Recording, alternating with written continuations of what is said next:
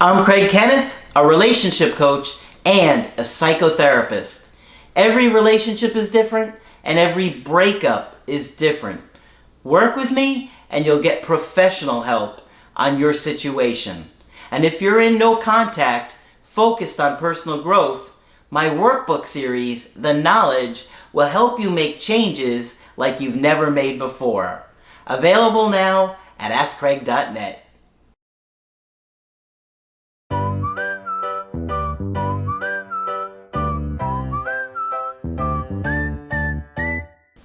Hi there, I'm Coach Craig Kenneth. And I'm Coach Victoria. And in this video, we're going to be talking about my ex is never going to want me back. Oh no. Never, ever. Never. Never. Before we begin, I did want to say that Craig and I are available for coaching sessions. So if you would like a one-on-one on your situation, head to our website and go from there. Yep. Easy to do, and we'll be happy to help you out. But we're not going to be just talking about my ex is never going to come back. We're going to be looking at beliefs today, because beliefs have a huge impact on us, and especially during a breakup. You know, I know that a lot of people are hurting, and there's a lot of different advice out there, and you're going to hear a lot of different things from different people, friends, family, and other coaches out there. But beliefs are going to have a big impact on who you are and what you do after your breakup. Now, we are really big on personal growth and improving your mental health, learning to be a better partner, learning to be a more confident person, learning the skills to navigate the complexities of relationships. Because ultimately, if your ex doesn't come back, you still use those skills, you still learn the confidence.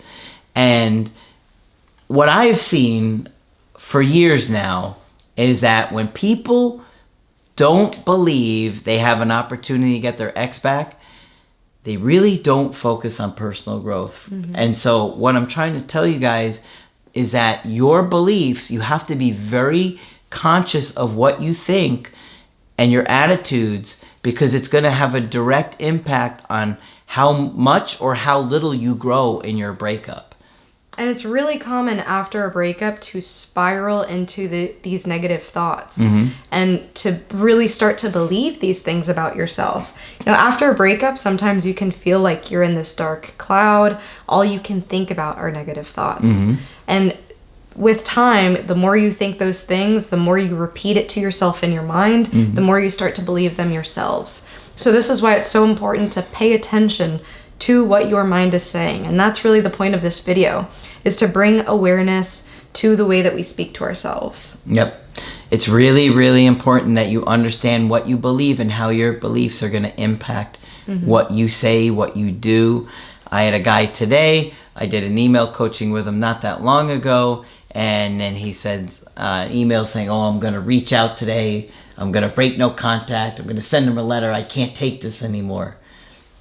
Well, you know, he obviously didn't believe that if he stuck to no contact, it would give his ex some time to reconsider things and reach out. He was really under this belief that it's false hope. False hope. There's false hope in breakups.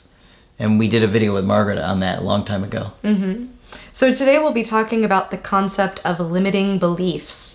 Now, you may have heard of this term before, and it's been popularized by a branch of therapy that's called NLP. Which stands for Noodles Linguine Pasta. Exactly, yes. I knew that joke was coming. That's smiling. but it's really neuro-linguistic programming. And this is also a concept that's been popularized by motivational speakers like Tony Robbins, if you've heard of that person. He's in Shallow Hal momentarily, if you've seen that movie. Yeah. But anyways, the concept Don't they call them banana hands or something like that? Do they? I don't think I've heard of that. And so the concept here is that there are certain things that you think are truths about your life, and they become beliefs, things you believe about yourself. It can also be things that you believe about others. And this can shape the way that you behave. It shapes which risks you take and do not take. So we're going to give you some examples to see if you can identify this in your own pattern of thinking. Absolutely. Okay, before you cut, it looks like we only have 4 minutes left. Can we get this one done? Yeah, let's try. Okay. So usually these types of thoughts start with, I can't, or I'll never, or I'm not able to. Sometimes there can be an extreme or finality to the statement. You know, I always blank, or I never blank, or they will never blank. Yep.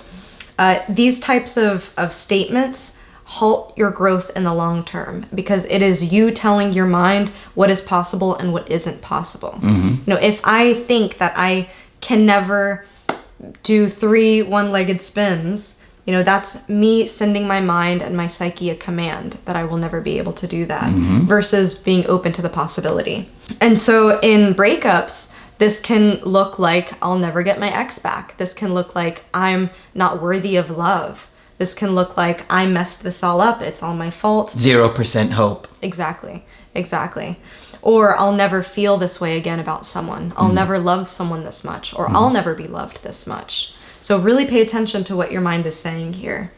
And be aware that it could be a sign of depression, because a lot of times when we're depressed, we have this almost like negative filter that everything we think and feel goes through that depression. And that would be normal, especially if you're thinking, oh, this person is the one for me. This is the one that I'm supposed to marry, and then it doesn't happen. Now you're devastated because you thought this person you believed so much was going to be the person you're with is no longer that person. Exactly. And, you know, this can also be fed by society too, that we're supposed to have the one person that's going to be there for us, or that, you know, once you know, you know. So when you experience these things and then it doesn't work out the way you planned, it can be really defeating. Absolutely. What we're trying to say here is that we want you to examine your own limiting beliefs.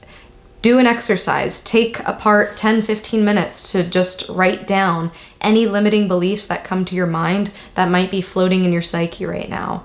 And, you know, if you start to increase that awareness, you'll start to pick it up more and more throughout the day when these thoughts come up, and you'll be able to challenge them. That's really what we want you to do. It doesn't have to be a, yes, 100% my ex is coming back, but maybe it's, I can still love, you know, life is long and there's still opportunities for me to feel better, for me to feel connected to others. Yeah, absolutely. And just be aware that some of our beliefs are in our unconscious, and you have to make those things conscious and available to you so you can do something about it. Challenge your thoughts. Exactly. And your beliefs. And sometimes they stem from early childhood, things that others have said to us, what our parents have repeated to us over and over and over again. So try to identify the roots. Absolutely. And you can do a lot of work in the Creative Healing course or the workbooks. But hopefully this one's been helpful to you. Of course, if you want to get our help personally, you can do that on my website, askcraig.net. I do email coaching and I do Skype. Coach Victoria is also available for Skype coaching. I'm here whenever you're ready. Just click on her name to schedule with her. But that's it for this video. I'm Coach Craig Kenneth. And I'm Coach Victoria. And we will talk with you soon.